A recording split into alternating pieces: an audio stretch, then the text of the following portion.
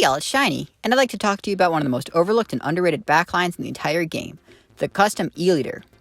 Throughout my time in comp Splatoon, I've often found that this weapon is the butt of many jokes and is widely considered to be the worst charger due to the inclusion of Bubbles in its kit. Now I'll give my rebuttal to that in a second, but I also wanted to mention the other item is the Squid Beacon.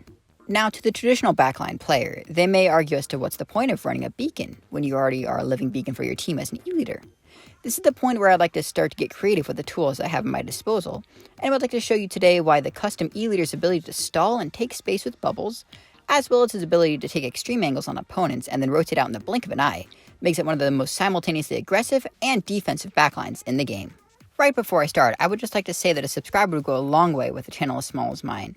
In the future, I plan to release more gameplay, summary, and analysis videos, and maybe even some montages, especially as Splatoon 3 approaches. Thank you kindly. Let's break this weapon down piece by piece, shall we? First off, I would like to talk about the most fun and fundamental part of this weapon's kit, the Squid Beacon. To talk numbers for a second, the Squid Beacon has the ability to illuminate enemy players on your map if they enter a radius of 150 distance units to the beacon. To visualize that for you, in the training room, each set of lines is exactly 50 units apart, so exactly 3 lines. Or the length of one tap shot from a splat charger, meaning that if you were to place a beacon down in the middle of a stage, its detection circumference would look like this. On top of that, the beacon sports a reasonably decent 120 health, and has the ability to take 1 or 2 shots from an enemy. This can be helpful if you're trying to make a retreat, or just about to get the lead on tower control and don't have any bubbles. Just remember that chargers have the ability to pierce objects, so a beacon won't be helping against a charger anytime soon. I haven't even gotten talking about the main purpose of the beacon, and that is it can host super jumps for your teammates, but more importantly, yourself. I guess the easiest way I can compare this weapon's average playstyle is to that of an agent named Jet in Valorant.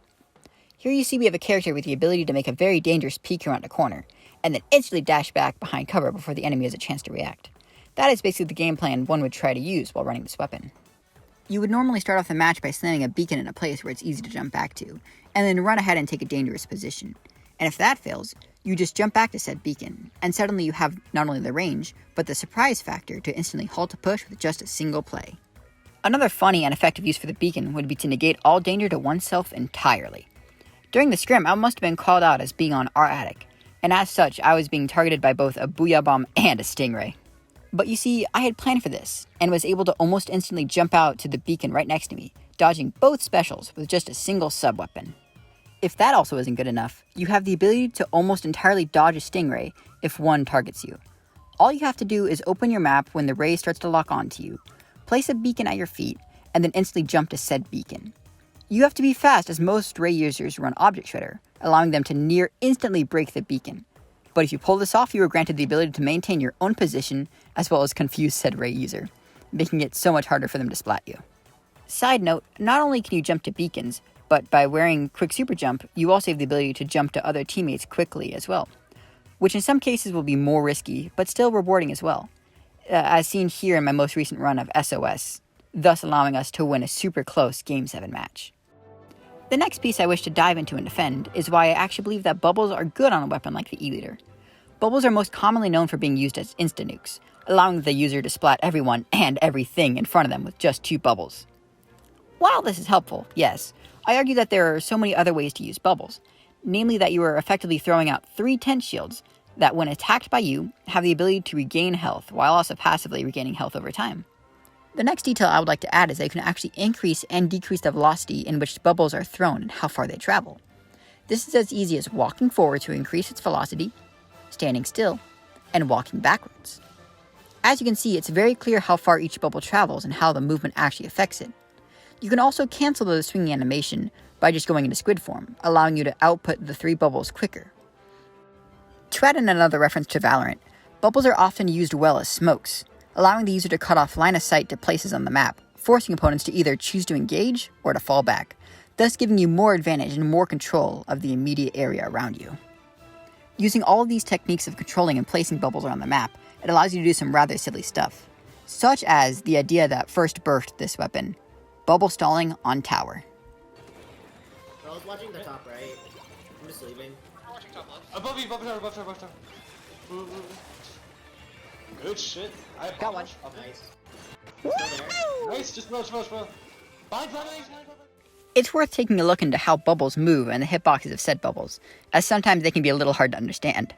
But when used correctly, you can straight up make yourself invincible in some situations, or lead to amazing setups that allow you to be the objective clutch player for your team.